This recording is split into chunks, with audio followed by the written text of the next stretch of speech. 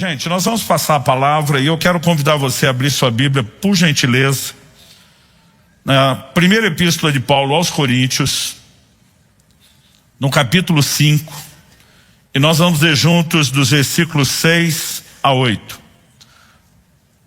Primeira carta de Paulo aos Coríntios, capítulo 5, dos versículos 6 a 8.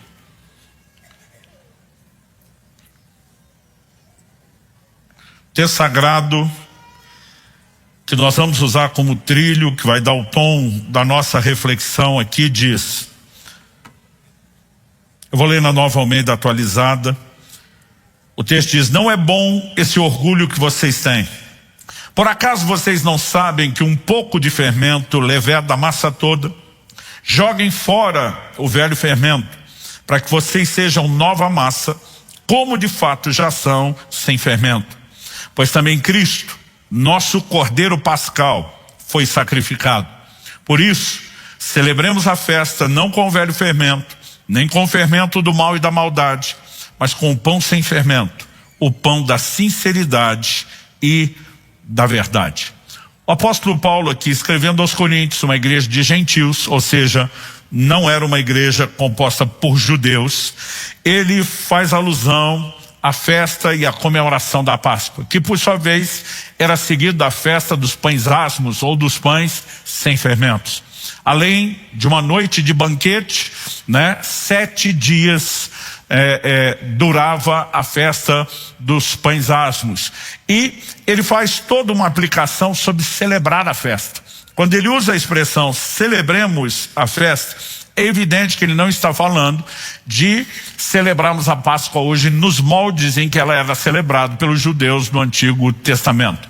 Ele vai fazer uma aplicação espiritual. Deixamos o fermento da maldade, ele não vai falar do fermento literal, Ele fala sobre os asmos, ou pão sem fermento, da sinceridade, falando de um aspecto da vida espiritual. Mas ele relaciona a figura do Cordeiro da Páscoa, que era imolado, com o sacrifício de Cristo, que é chamar de Cristo a nossa Páscoa. E a partir disso, eu gostaria que a gente pudesse ter um entendimento e uma percepção do que era a Páscoa que eles comemoravam e do que se espera de nós hoje no que diz respeito a celebrarmos essa festa.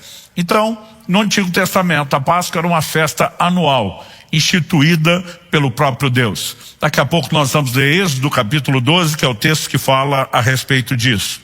Qual era o propósito dessa festividade? Recordar. O Senhor disse: esse dia será para vocês um memorial, Recordar o que Deus fez quando os tira da escravidão do Egito, para que eles se tornassem o povo de Deus, uma figura da nossa própria redenção. Então, eu quero apresentar para vocês aqui 3 aspectos que vão nos ajudar a entender, a construção do raciocínio da mensagem, que hoje eu quero intitular Cristo, nossa Páscoa, o nosso Cordeiro Pascal. Primeiro tópico que nós vamos abordar é que a Páscoa é uma figura da nossa redenção. A Páscoa que eles comemoravam é uma figura da nossa redenção. Em segundo lugar, eu quero apresentar a visão bíblica, do que é Cristo como Cordeiro Pascal.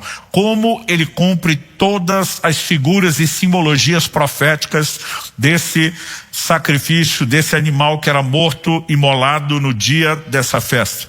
Para só em terceiro e último lugar, depois de estabelecer esses fundamentos, respondemos a uma pergunta: como celebramos a Páscoa hoje?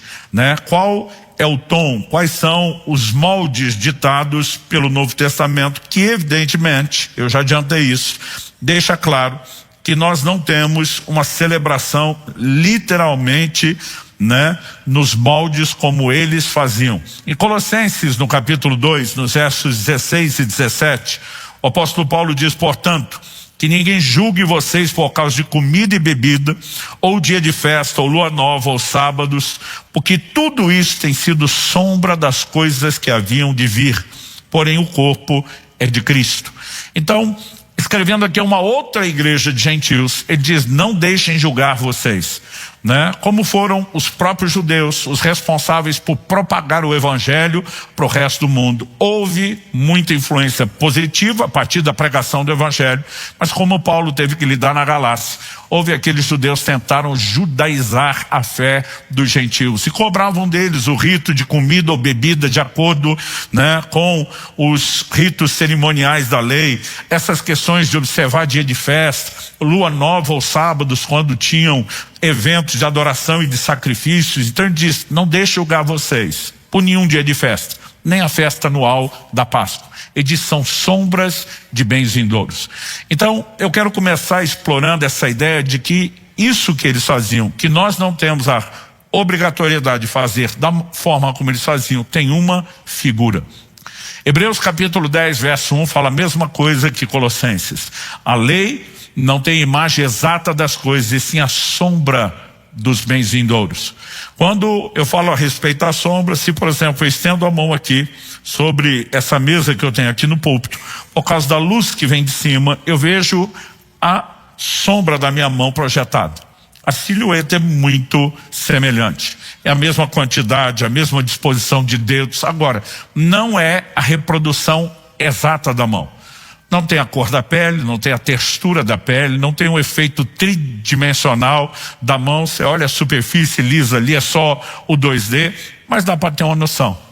Digamos que, se diferente da maneira como eu estou ilustrando aqui, em vez de olhar a mão e a sombra, a mão estivesse fora do meu campo de visão e eu vi só a sombra, ainda assim eu conseguiria relacionar isso com a mão, porque é um objeto conhecido da minha mente, né, do meu cérebro. Agora, se fosse um objeto desconhecido para mim, projetando uma sombra, eu até entenderia que aquilo é a sombra de alguma coisa, mas até que eu conseguisse que aquela coisa estivesse no meu campo de visão, eu não teria a mesma facilidade de fazer uma relação entre o que projetava a sombra e a sombra. Onde quero chegar? Quando a Bíblia diz que a lei não tinha a imagem exata, e sim a sombra de bens vindouros, o que a Bíblia está dizendo é que profeticamente, os eventos futuros que se cumpririam em Cristo, projetavam do futuro para o passado sombras, figuras, eram verdadeiros enigmas, uma mensagem codificada do Evangelho, antes dele ser plenamente revelado, para que quando fosse, todo mundo soubesse que nunca se tratou de improviso e que tudo isso foi planejado. Então muitas dessas figuras são explicadas no Novo Testamento. Jesus diz em João capítulo 3, verso 14, como Moisés levantou a serpente no deserto, importa que o Filho do Homem seja levantado. Quando você pega o episódio da serpente de bronze em Números 11, nós temos a proclamação do Evangelho todo, de toda a obra da cruz por meio de figuras. E assim, vários outros exemplos. Quando Jesus vai ao Jordão para ser batizado por João Batista, ele afirma: eis o Cordeiro de Deus que tira o pecado do mundo. O que ele estava dizendo é, o que nós ensinamos por séculos e séculos e séculos, gerações, gerações, gerações, se cumpre hoje na vida daquele que veio ser o sacrifício em nosso lugar. Então, é importante que a gente reconheça essas figuras que eram verdadeiros anúncios proféticos do que Cristo faria. E quando falamos a respeito da Páscoa, né, nós não podemos ignorar que o próprio Senhor Jesus morreu numa Páscoa, né? A festa que os judeus já tinham. Em João capítulo 18, verso 39, nós temos uma fala de Pilatos: mas é costume entre vocês que eu solte alguém por ocasião da Páscoa. Vocês querem que eu lhe solte o rei dos judeus? A maneira como Pilatos se referiu a Jesus. Vários, né, textos de forma repetida em cada um dos evangelhos mostram que o sacrifício de Jesus aconteceu na Páscoa, e eu quero sustentar, isso não foi coincidência. Na verdade, nós temos um princípio que na teologia chamamos de convergência bíblica.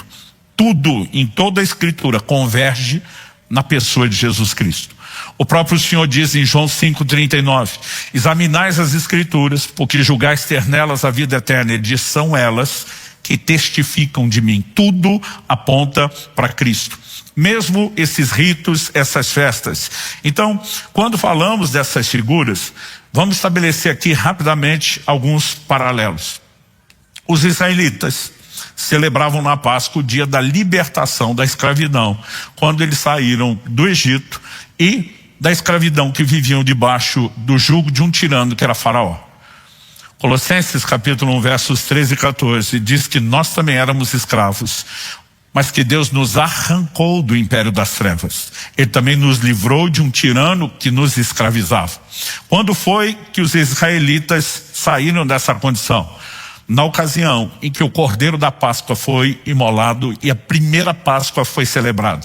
Paulo escreveu aos Coríntios, como lemos, e diz que Cristo é o nosso Cordeiro Pascal. A morte, o sacrifício de Cristo está para nós, como o do Cordeiro da Páscoa estava para eles, garantindo a nossa libertação.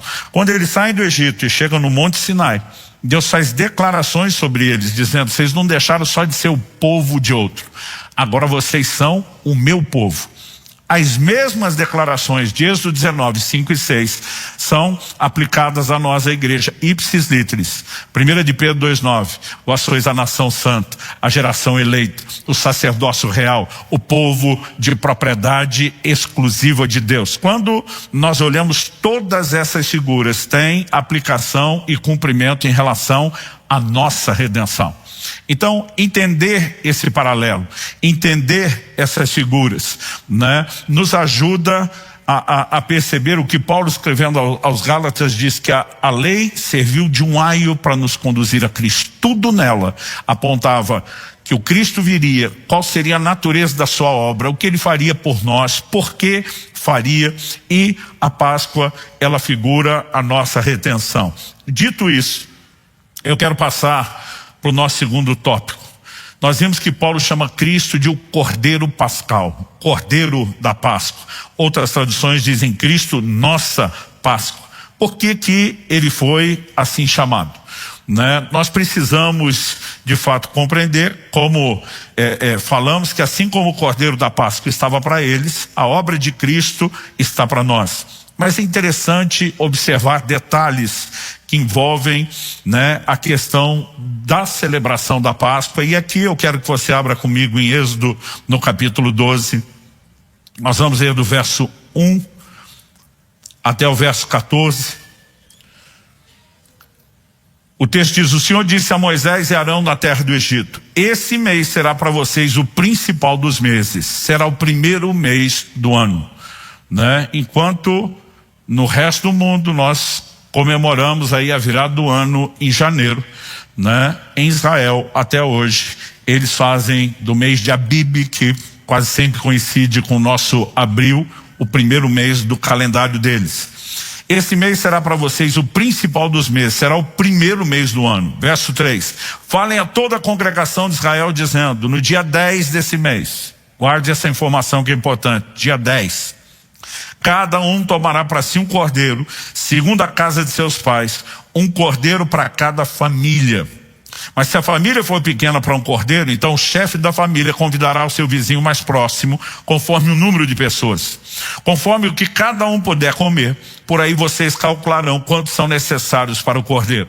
O cordeiro será sem defeito, macho de 1 ano, podendo também ser um cabrito.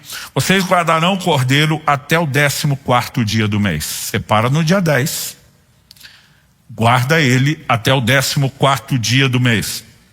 E todo o ajuntamento da congregação de Israel o matará no crepúsculo da tarde. Pegarão um pouco do sangue, o passarão nas 2 ombreiras e na viga superior da porta, nas casas em que o comerem. Naquela noite, comerão a carne assada no fogo, com pães sem fermento e ervas amargas. Não comam do animal nada cru, nem cozido em água, porém assado ao fogo. A cabeça, as pernas e as vísceras, outra tradução diz entranhas. Não deixem nada do cordeiro até pela manhã. E o que porém ficar até pela manhã, queimem. É assim que vocês devem comê-lo, já prontos para viajar, com as sandálias nos pés e o cajado na mão. Comam depressa. É a Páscoa do Senhor. Porque naquela noite passarei pela terra do Egito e matarei na terra do Egito todos os primogênitos, tanto das pessoas como dos animais, e executarei juízo sobre todos os deuses do Egito. Eu sou o Senhor. Verso 13. O sangue será um sinal para indicar as casas em que vocês se encontram. Quando eu vir o sangue, passarei por vocês, não haverá entre vocês praga destruidora quando eu ferir a terra do Egito. Esse dia lhe será por memorial, e vocês o celebrarão como festa ao Senhor. De geração em geração, vocês celebrarão esse dia por estatuto perpétuo. Tudo aquilo que no Antigo Testamento foi declarado estatuto perpétuo, né, significa o quê? Que isso continuaria, ainda que não de forma literal. Então, por exemplo, a circuncisão, o apóstolo Paulo deixa claro, tanto escrevendo, né, aos Romanos como em outros dos seus escritos, que hoje ela não é literal. Aos Colossenses ele diz que ela acontece no coração por meio do batismo, mas ela foi perpetuada por meio do cumprimento da sua figura. A oferta de incenso, que é chamada de estatuto perpétuo, o livro do Apocalipse diz que hoje o incenso são as orações dos santos. Ainda que a gente sustente, olha, nós não comemoramos a Páscoa como eles, isso não significa que o estatuto não foi estabelecido para durar. Hoje, quando Paulo diz celebremos a festa, ele só diz a maneira de fazer isso mudou. Nós não precisamos matar literalmente um cordeiro para comer dele, porque o que ele figurava já se cumpriu em Cristo. Então nós compreendemos as figuras e agimos de acordo com isso. Mas a partir desse texto que nós lemos, primeiro eu quero te mostrar como a tipologia do cordeiro ela está relacionada com Cristo e a sua crucificação. Depois nós vamos para parte mais prática de como celebrar a Páscoa hoje.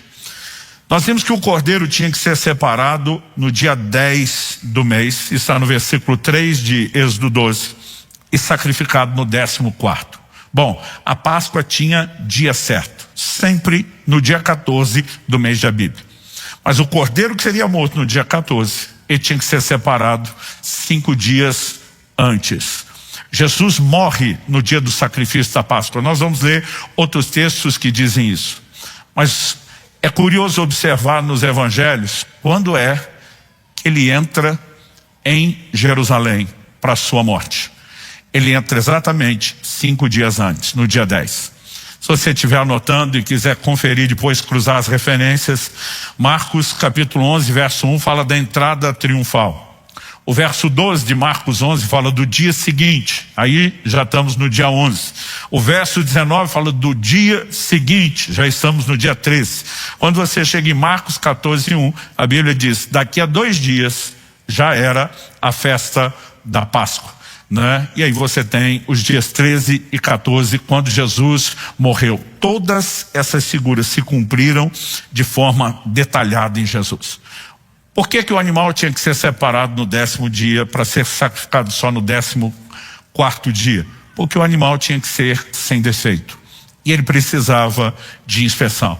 Muitos falam, né, do trabalho que os sacerdotes tinham para atender aquilo tudo. Então, que era necessário tempo. Porque haveria inspeção. Cristo passou pela inspeção? Sim. Em Lucas 23, 4, você vai ver Pilatos dizendo, eu não encontro nele culpa alguma, crime algum. Êxodo capítulo 12 diz no verso 46, a gente leu só do 1 ao 14 porque o texto é longo, mas verso 46 diz, não levem nada da carne para fora da casa, nem lhe quebrem osso nenhum. Era uma ordem, uma determinação de Deus.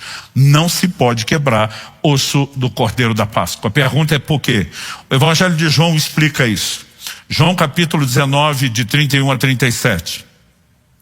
Então, para que os corpos não ficassem na cruz durante o sábado, visto que era o dia da preparação, leia-se aqui, preparação da Páscoa, e era grande o dia daquele sábado, os judeus pediram a Pilatos que fossem quebradas as pernas dos crucificados e que fossem tirados das cruzes. Os soldados quebraram as pernas dos homens que tinham sido crucificados com Jesus, primeiro de um, depois de outro. Deixa eu fazer uma pausa. Por que quebrar as pernas?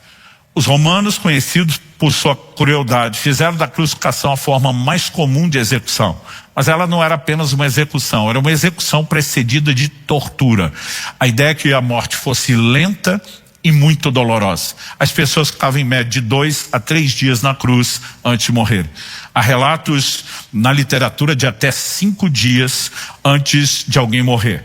Por conta do feriado da Páscoa, os judeus estão dizendo, ó, nosso povo tem que ir para a preparação. Eles não vão assistir o espetáculo, é melhor vocês acelerarem.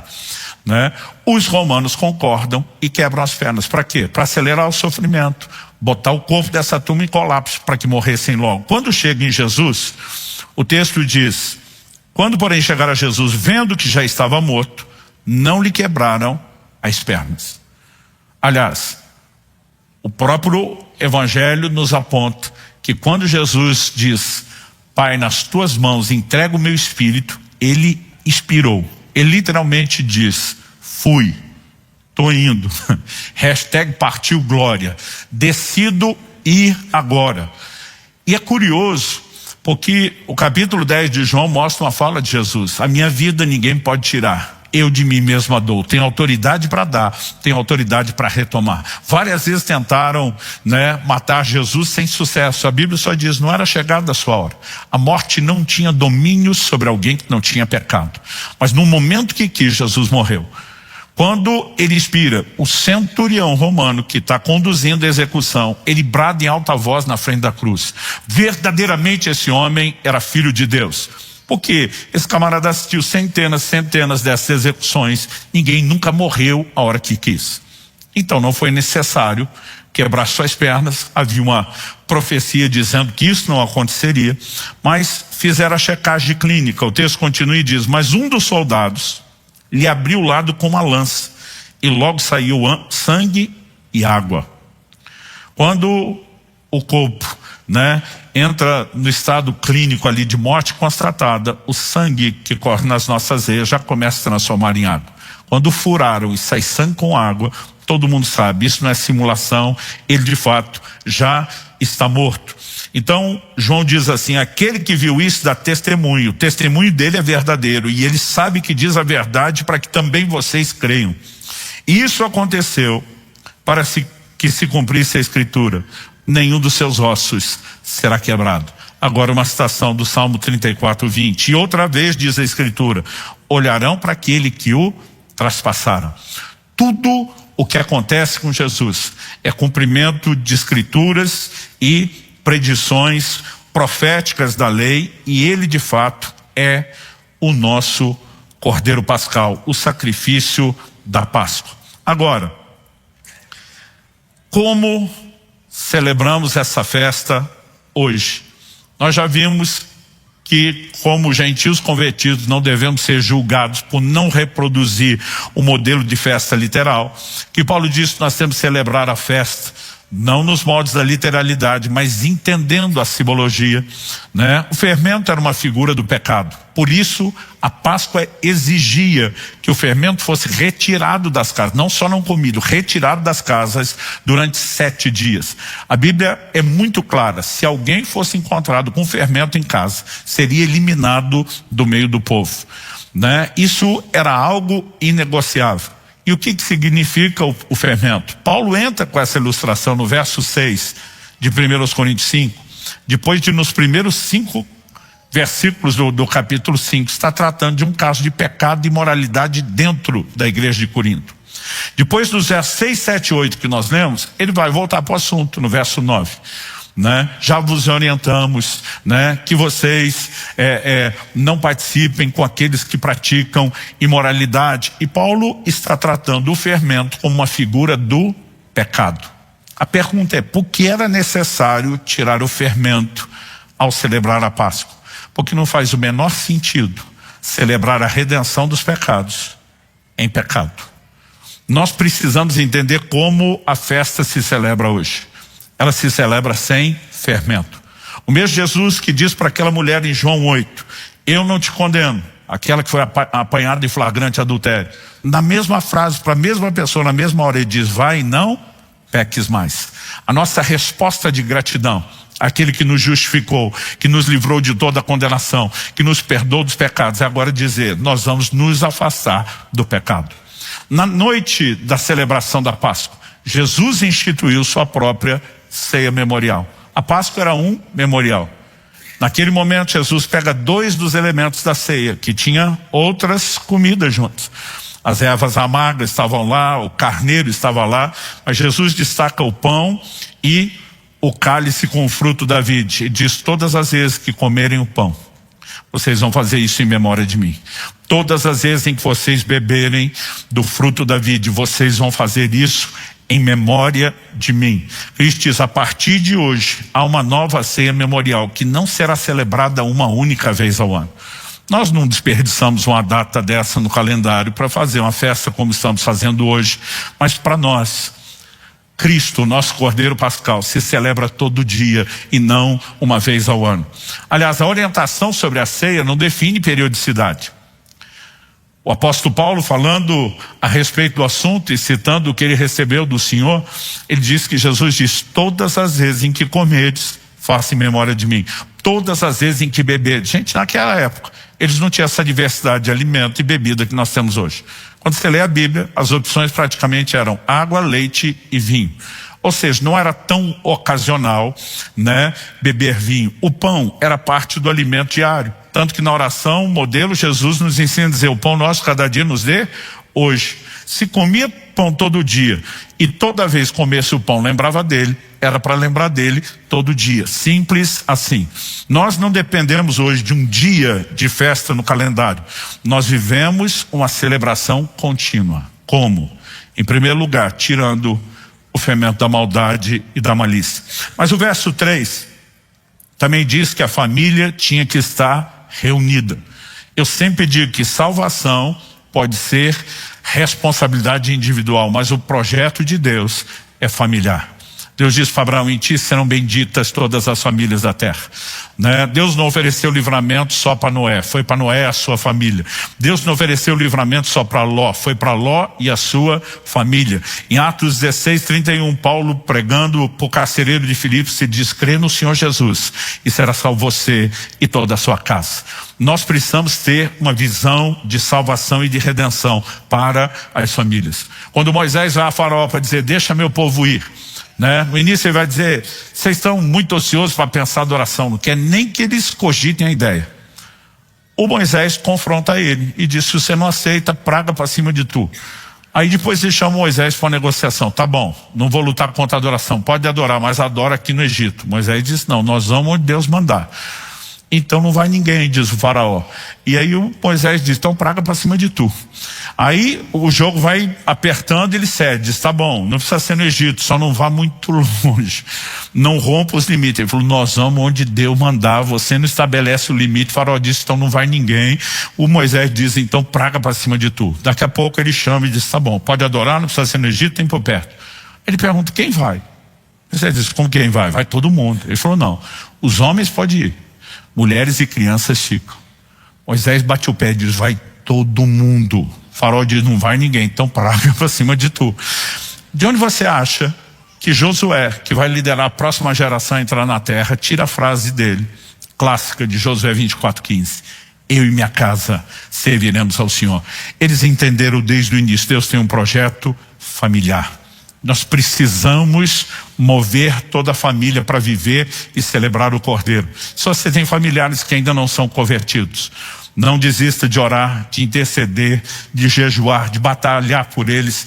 É importante que, enquanto faz isso, que você dê um bom testemunho para que a mensagem do Evangelho não seja desacreditada.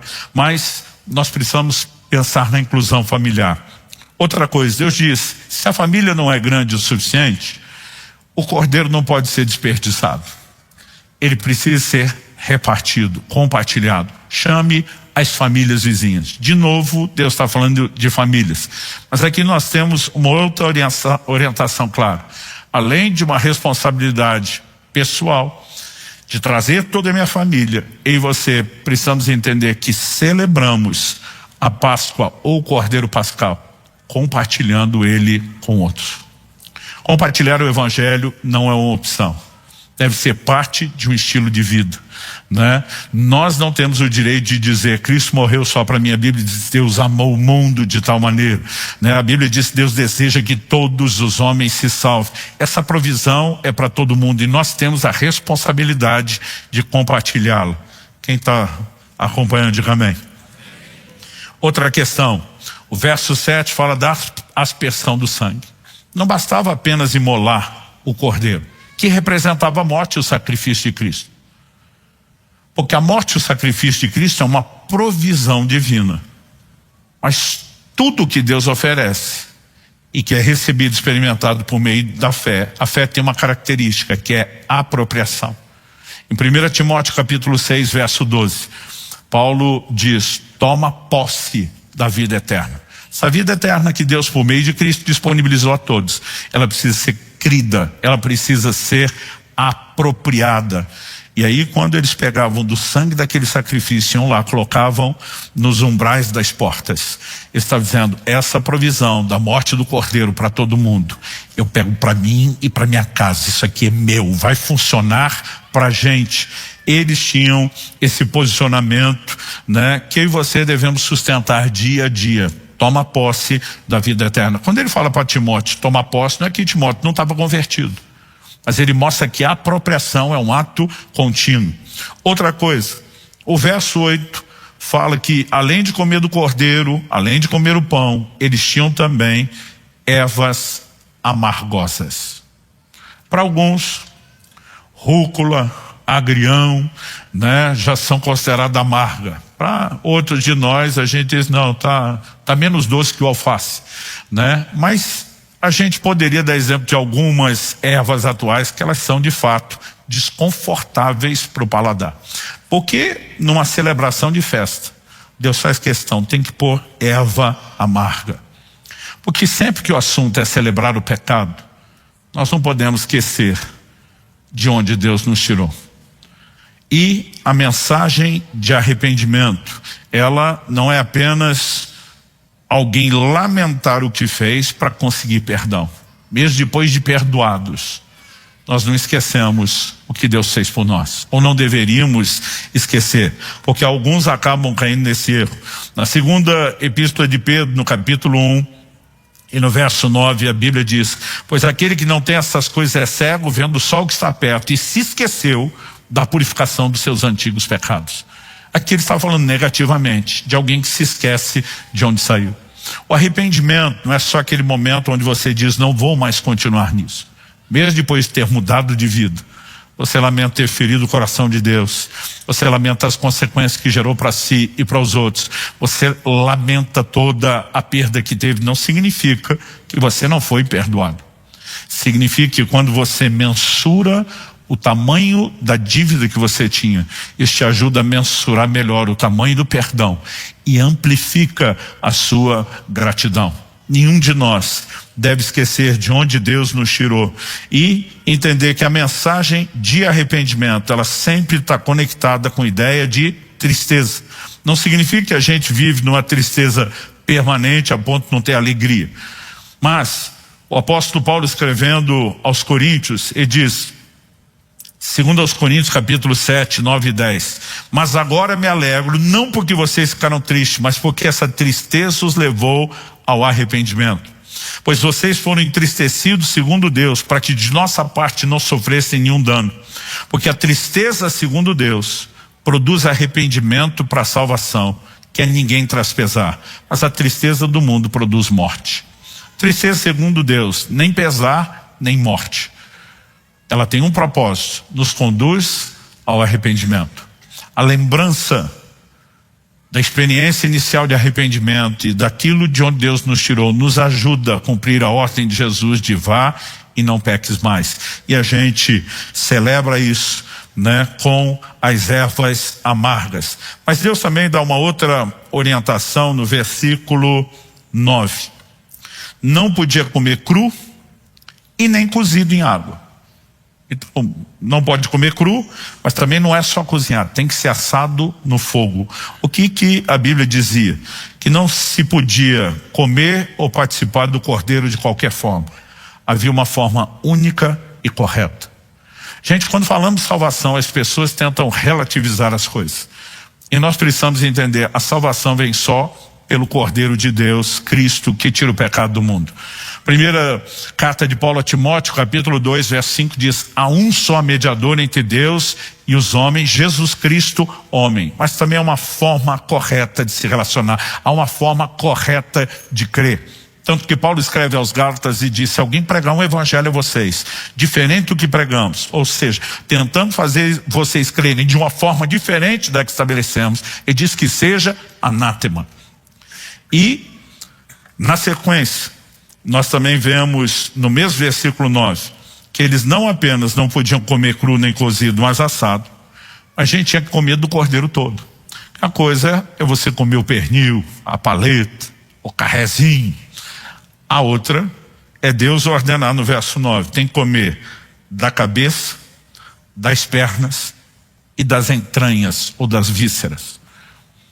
Se estamos falando que comer o cordeiro não é apenas sacrificá-lo, e aqui eu e você precisamos entender algo. O sacrifício de Cristo nos oferece algo, mas isso se torna real na nossa vida quando nós participamos de Cristo. Paulo escreve aos Romanos e diz: vocês se revestiram de Cristo. Não é apenas reconhecer que ele morreu, que o sangue dele guardou a nossa vida, nos livrou do mal, mas é dizer: a partir de agora eu me alimento dele, eu tomo da essência dele para reproduzir isso na minha vida. E quando falamos de reproduzi-lo, o Novo Testamento tem 3 ênfases. Primeira carta de Paulo aos Coríntios, capítulo 2, verso 16, diz que nós temos a mente de Cristo. Precisamos reproduzir sua mente, sua maneira de pensar. E eu creio que enquanto estavam comendo da cabeça, havia uma mensagem simbólica. Mas quando comiam das pernas, nós temos outra mensagem simbólica. 1 João 2,6 diz: quem diz estar nele, em Cristo, deve andar como ele andou. 1 de Pedro 2,21 diz que ele nos deixou exemplo para que a gente siga as suas pegadas, e participar do Cordeiro é andar como ele também andou, é reproduzir seu estilo de vida. Mas Filipenses 2,5 também fala de sentimentos. O que hoje eu e você usamos de forma alegórica para falar de sentimento é a expressão coração. E quando a gente fala, meu coração está cheio de gratidão, nós não estamos falando do órgão que bombeia o sangue. No Antigo Testamento, eles falavam das entranhas, das vísceras. Aliás, nós temos nas traduções modernas, que são por equivalência, não literalidade, adaptações. Então, às vezes, está lendo o livro dos Salmos e ele vai falar sobre o coração. Se você vai consultar o original, ele vai usar expressões como: de noite consulto meus rins, né? Eles falavam das vísceras para falar do quê? Dessa questão do mais profundo do nosso ser, que nós hoje usamos o coração para expressar sentimentos. Está relacionado ao que eu e você temos que participar do Cordeiro, porque a gente não fica empolgado para comer víscera de animal. Mas Filipenses 2,5 diz: tende em vós o mesmo sentimento que houve também em Cristo Jesus. Reproduzimos sua forma de pensar, sua forma de sentir, sua forma de caminhar. A festa se celebra participando do Cordeiro e não só reconhecendo o que ele fez. Mas como eles participavam, verso 11 diz que eles tinham que fazer isso prontos para peregrinação, calçado nos pés, cajado nas mãos. O Senhor diz: é a última refeição, né? Vocês comem e vazem, né? Inicia-se o quê? Uma peregrinação. O que basicamente Deus estava dizendo é: não está tudo resolvido aqui. Participar do Cordeiro foi o início de uma jornada. E essa jornada, ela visa levar vocês a um lugar de abundância, que nós estamos tanto enfatizando nesse mês. O apóstolo Pedro, em 1 de Pedro 1,17, ele diz: vivam em temor durante o tempo da peregrinação de vocês. Que peregrinação é essa que ele está falando?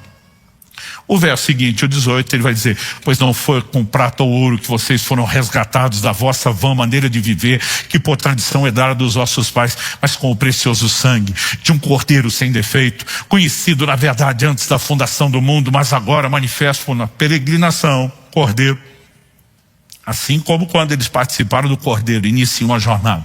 Eu e você que nos convertemos, iniciamos uma jornada. Gente, esse não é o nosso lugar, esse não é o nosso destino. Nós sabemos que Deus pode tornar essa vida incrível e extraordinária, mas há algo muito superior. Tanto que Paulo disse: é só para essa vida que esperamos em Cristo. Nós somos de todos os homens os mais dignos de lástima.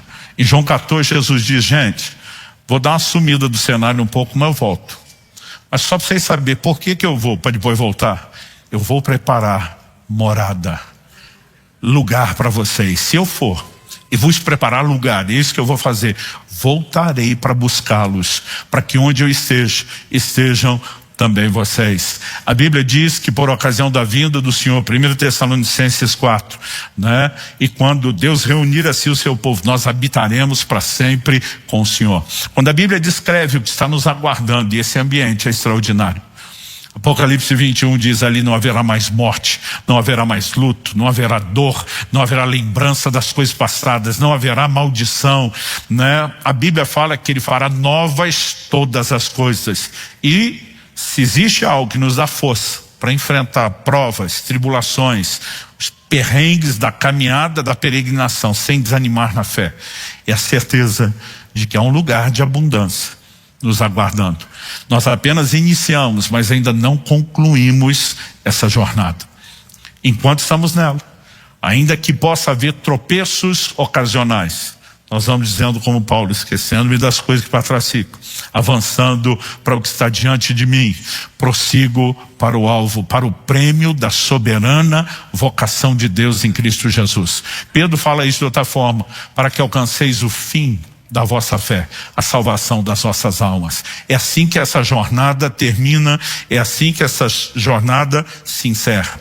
Mas hoje, quando falamos da celebração, nós vemos que Jesus, ao instituir a ceia, determinou parâmetros semelhantes.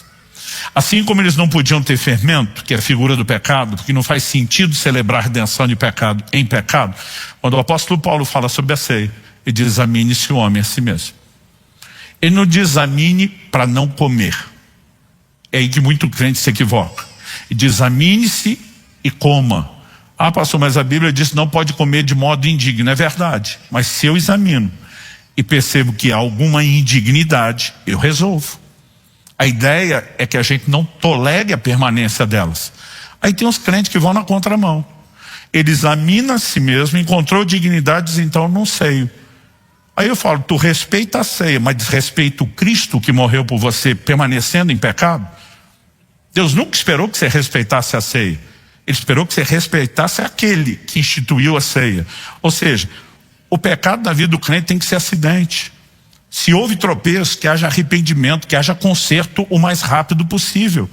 Então a ordem não é não coma, a ordem é examina e coma, conserta. E o tempo todo a gente se avalia, a gente conserta e a gente se mantém longe e distante do fermento do pecado. É assim que se celebra a ceia. Mas eu já quero deixar o gancho e a bola quicando aqui para o nosso ato final. No versículo 10, Deus dizia: é para comer nesse dia, não deixa nada para o dia seguinte. Eu acho interessante como tudo se encaixa dentro de uma figura bíblica. O apóstolo Paulo, na segunda epístola aos Coríntios, no capítulo 6, ele faz a seguinte declaração no versículo 1 e 2. No 1, ele diz: nós, na qualidade de cooperadores com eles, também vos exortamos a que não recebais em vão a graça de Deus. A graça de Deus que é oferecida, ela pode ser desperdiçada por alguém que quer receber em vão. Como? O verso 2 diz: porque ele diz: eu te ouvi no tempo da oportunidade e te socorri no dia da salvação. Eis agora o tempo oportuno, eis agora o dia da salvação. Quando que é o dia da salvação? A Bíblia diz: agora. Aliás, Hebreus capítulo 3, né, também sustenta essa mesma mensagem no verso 15. Enquanto se diz hoje, se ouvides a sua voz, não endureça o coração. A decisão por Cristo não é o tipo de coisa que um pregador diz: pensa, analisa bem, semana que vem ou mês que vem você toma uma decisão. Desde o início, quando o evangelho era pregado, as pessoas eram desafiadas: se você vai comer do Cristo, faça hoje, não deixe para amanhã. Aliás, nem só isso, até a confissão pública, não só a verbal, mas a que era seguida pelo batismo, muitas vezes era praticada bem rápido. Honestamente, né, eu tenho dificuldade de entender por que alguns crentes demoram tanto para a questão do batismo. A Bíblia fala que esse é o tipo de decisão que você não deixa para depois, não deixa para amanhã. E quando falamos a respeito de Cristo, cada novo dia, até para aqueles que decidiram, é o dia de sustentar mais uma vez a decisão.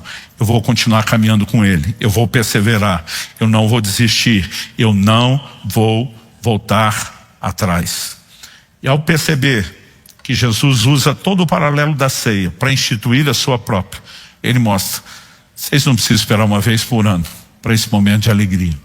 Vocês podem celebrar isso em modo contínuo, né? Mas como vimos, essa é a forma como Deus espera que eu e você celebremos a festa, tirando o fermento da maldade, com a família reunida, compartilhando com outros, aspergindo o sangue naquele sentido de apropriação pessoal, a presença das ervas amargosas como figura do arrependimento, a forma única e correta de comer, nem cru nem cozido em água, mas assado, né? Participando do cordeiro, das cabeças, pernas e entranhas, mente, forma de caminhar, sentimento de Cristo, não deixando para outro dia e pronto para a peregrinação. Se come sabendo, eu comecei uma jornada para o resto da minha vida. A questão de Cristo não é para um momento, é para o resto da vida. E que nós possamos, num dia como esse, olhar para trás com gratidão por aquilo que o Senhor fez e olhar para frente com empolgação. Porque ao tomar sua última ceia, Jesus diz: eu não beberei de novo esse fruto da vide até aquele dia em que eu beba novamente convosco no reino de meu Pai. Eu não sei você, mas se tem a ceia que eu espero, não é essa que nós fazemos todo mês, é aquela quando a Bíblia diz que o próprio Jesus vai cingir, vai nos servir à mesa. Só de estar com Ele à mesa já seria algo incrível. Ele nos servir à mesa, né, será algo extraordinário. Mas para que você não perca a grande ceia, você vai precisar permanecer fiel. Feche seus olhos um instante. Senhor, nós te manifestamos hoje gratidão por tão grande salvação em Cristo Jesus. Porque Cristo é o nosso Cordeiro Pascal. Nós, nesse momento, Senhor, expressamos não apenas gratidão pelo que o Senhor fez, como suplicamos graça para dia a dia perseverarmos nessa peregrinação. Para que, ó Deus, de fato possamos participar do Cordeiro em modo contínuo. Que cada uma dessas figuras, e principalmente a de nos manter